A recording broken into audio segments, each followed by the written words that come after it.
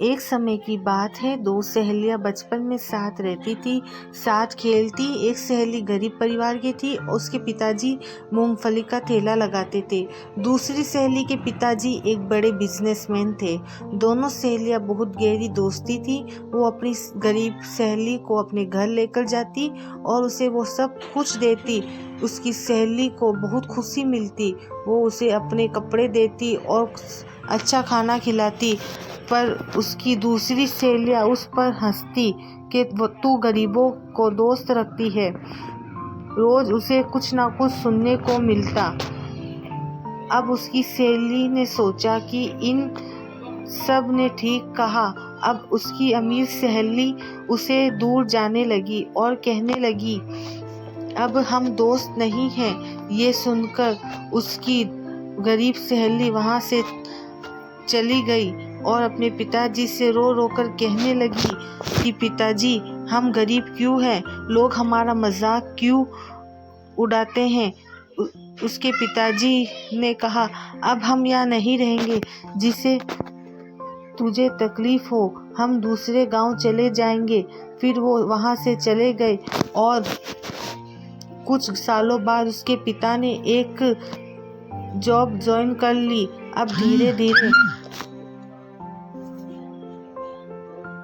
उनके हालात में सुधार आ रहा था और अब उसकी बेटी जवान हो चुकी थी। एक बार जब वो घर की तरफ लौट रही थी, तभी उसे एक नौजवान मिला। उसने किसी का एड्रेस पूछा। वो उसका ही घर के बारे में पूछ रहा था।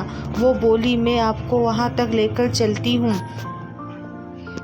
फिर वो दोनों चले। घर पहुंचे तो उनके पिताजी ने उसे आदमी को अंदर बुलाया और बोला, क्या बात है? वो बोला, मुझे आपकी बेटी से शादी करनी है। ये बात सुनकर वो बोला, आपको कैसे पता चला मेरी बेटी के बारे में? वो बोला, मैं आया था जिस ऑफिस में आप काम करते हैं, मैं वहाँ का बॉस हूँ। जब ये वहाँ आई थी, ये बात सुनकर उसका पिता बहुत खुश हुआ और बोला, बेटा, हम तो गरीब है, ये कैसे हो सकता है? वो बोला, मुझे कुछ नहीं चाहिए, बस आपकी बेटी दे दो। मेरे पास सब कुछ है। मेरे माता पिता का बचपन में ही देहांत हो गया था। मैंने भी बहुत कुछ सहा है। आप मेरे पिता समान हैं। मेरा जो कुछ है सब आप दोनों का ही है। उन दोनों की शादी हो जाती है। एक दिन वह अपने पति के साथ कहीं जा रही थी, तभी रास्ते में देखा कि उसकी सहेली भीख मांग रही थी। ये देखकर वो गाड़ी से नीचे उतर गई, उसके पास गई और पूछा, क्या बात है? वो बोली, तेरे जाने के बाद हमारे बिजनेस में घाटा चला गया है और उसे सदमे में पिता चले गए। हमारा सब कुछ चला गया। अब भीख मांगकर गुजारा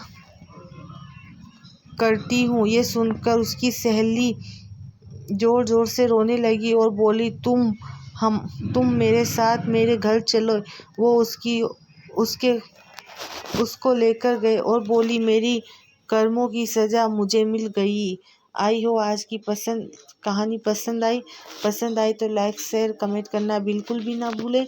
ये कहानी मोटिवेशनल वीडियो है, जैसी करनी वैसी भरनी। तो आपको हमारी वीडियो कैसी लगी हमें कमेंट सेक्शन में ज़रूर बताइएगा और ऐसी वीडियो देखने के लिए हमारे चैनल को लाइक करें, सब्सक्राइब करें और इसे ज़्यादा से ज़्यादा शेयर करें, ताकि मैं जब भी कोई वीडियो डालूँ सबसे पहले आप तक नोटिफिकेशन पहुंच सके।